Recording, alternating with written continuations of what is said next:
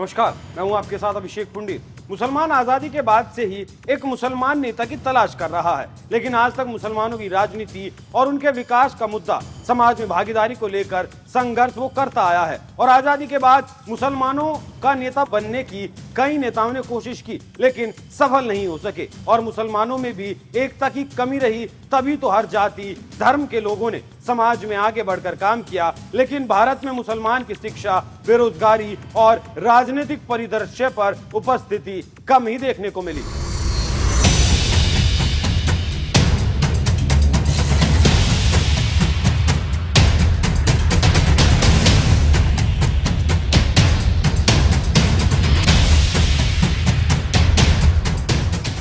देश का सबसे बड़ा सूबा है यूपी और कहा जाता है कि पीएम बनने का जो रास्ता है वो इसी प्रदेश से होकर गुजरता है। ऐसे में यूपी में मुसलमानों की संख्या काफी ज्यादा भी है। यहाँ पर आज तक एक सर्वमान्य नेता मुसलमानों को नहीं मिल सका, जिसके साथ ही आज मुसलमानों की सरकारी और अर्ध सरकारी कार्यक्रमों में उपस्थिति काफी कम है। इसी बीच बीजेपी ने एक रणनीति के तहत आजम खान को खत्म कर दिया, जिसके बाद यूपी में मुसलमानों का नेता कौन होगा, इस बात पर चर्चा शुरू हो गई। कहा जाता है कि मुलायम सिंह यादव मुसलमानों के सबसे बड़े नेता थे और मुसलमानों को इस बात पर काफी विश्वास था। मुलायम सिंह यादव के निधन के बाद से अखिलेश यादव भी इस वर्ग के बीच अपने पिता जैसी जगह नहीं बना पाए हैं। कुल मिलाकर जानकारों की अगर माने तो उत्तर प्रदेश में जिस समय सभी पार्टियां जातीय गोलबंदी और हिंदुत्व की राजनीति के चक्कर लगा रही थी, उसी समय यूपी के मुसलमान खुद को अलग थलग महसूस कर रहे थे। यूपी से लेकर देश के हर कोने में जिस तरह से धार्मिक उन्माद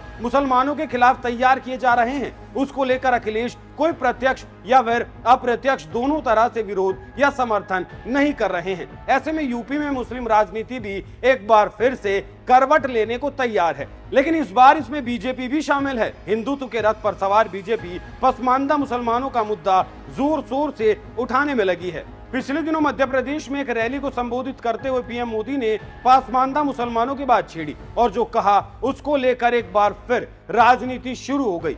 पीएम मोदी पसमानदा मुसलमानों पर क्या बोले, पहले आप वो सुनिए। मुझे लगता है कि जो भी 3 तलाक के पक्ष में बातें करते हैं,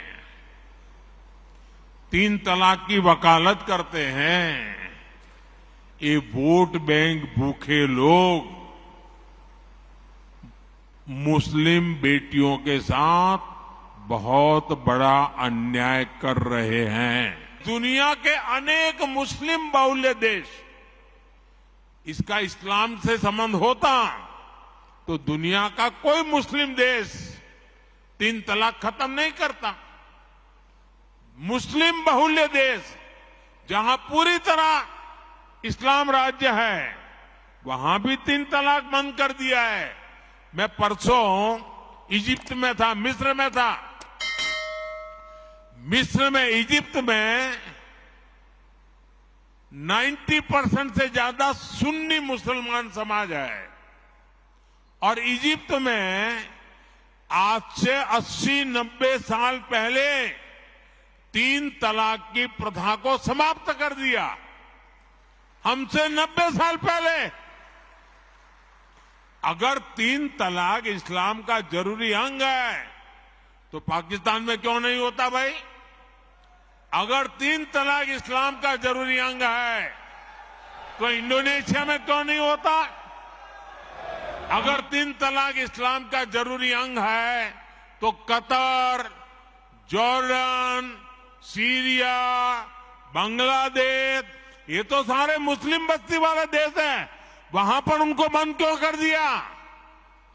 मैं समझता हूं कि मुसलमान बेटियों पर 3 तलाक का फंदा लटका कर कुछ लोग उन पर हमेशा अत्याचार करने की खुली छूट चाहते हैं।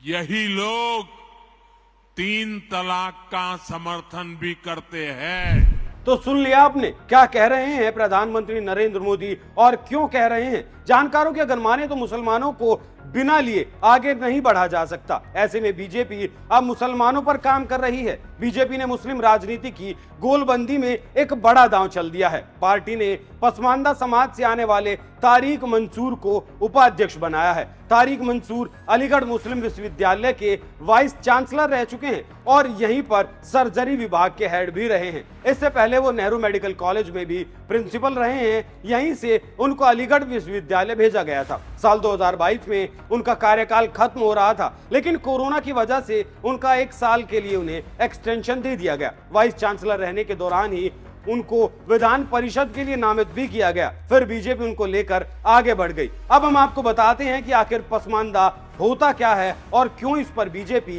दांव लगा रही है। जानकारों की माने तो पसमानदा शब्द फारसी से लिया गया है, जिसका मतलब पिछड़े, शोषित या दबाए हुए लोग होता है। भारत में मुसलमानों की कुल जनसंख्या में 15% लोग उच्च वर्ग से हैं। इन मुसलमानों को अशरफ कहा जाता है। बाकी बचे 85% मुसलमान पिछड़े हैं, जिनमें अर्जाल और अजलाफ आते हैं। आंकड़ों के मुताबिक इन मुसलमानों की हालत बेहद खराब है। इनमें से कई जातियां ऐसी हैं जहां से आज तक कोई पार्षद तक नहीं चुना गया है। पसमानदा मुसलमानों की संख्या देश में 18 राज्यों में अच्छी खासी मानी जाती है, लेकिन तरक्की, शिक्षा, व्यापार का फायदा सिर्फ उच्च वर्ग के मुसलमानों तक ही सीमित रह जाता है। उत्तर प्रदेश में लगभग हर विधानसभा सीट में पसमानदा मुसलमानों की संख्या अच्छी खासी है। इनमें 44 जातियां जैसे राइनी, इदरीसी, नाई, मिरासी, मुकेरी, बारी, घोषी शामिल हैं। पूरे देश के आंकड़ों पर अगर गौर करें तो ये वोट बैंक लगभग 100 लोकसभा सीटों पर अपना प्रभाव रखता है। ऐसे में बीजेपी ऐसे ही मुसलमानों पर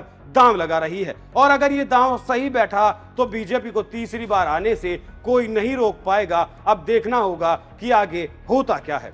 2022 के विधानसभा चुनाव में उत्तर प्रदेश में 34 मुसलमान विधायक चुनकर आए हैं। 2017 में संख्या 24 थी। इसमें 21 विधायक पश्चिम उत्तर प्रदेश से, 6 मध्य उत्तर प्रदेश से और 7 पूर्वांचल से जीत कर आए हैं। 34 में से 31 विधायक सपा के हैं, 2 उसकी सहयोगी दल आरएलडी के हैं और 1 सुहेलदेव भारतीय समाज पार्टी का, जो भी सपा गठबंधन का हिस्सा था।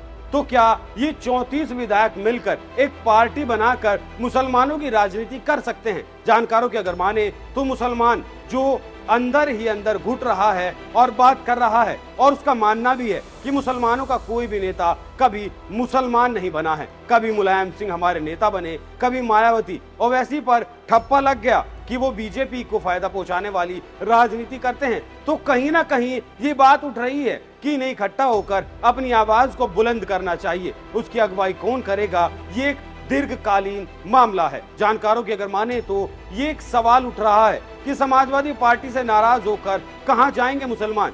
इस सवाल के जवाब में कहा जा रहा है कि बीजेपी में ना तो मुसलमानों को मान मिलेगा ना बात मिलेगी। हो सकता है इतनी तादाद में बीजेपी की ओर मुसलमान ना जा पाए। हो सकता है कि ये लोग कांग्रेस का रुख करें और ऐसा नहीं तो वो अपनी पार्टी भी बना सकते हैं। किसी दल में जाते हैं तो दूसरी बात है, लेकिन अगर पार्टी बनाते हैं तो वो बड़ा परिवर्तन होगा। अब देखना होगा कि आगे होता क्या है और कैसे मुसलमान अपना नेता चुनते हैं और इस बार 2024 का चुनाव किस रुख पलटता है और 2024 के चुनाव में ये लोग क्या करते हैं, ये बहुत ही दिलचस्प होने वाला है। आप इस खबर पर क्या राय रखते हैं? अपनी राय हमें कमेंट कर जरूर बताएं। नमस्कार।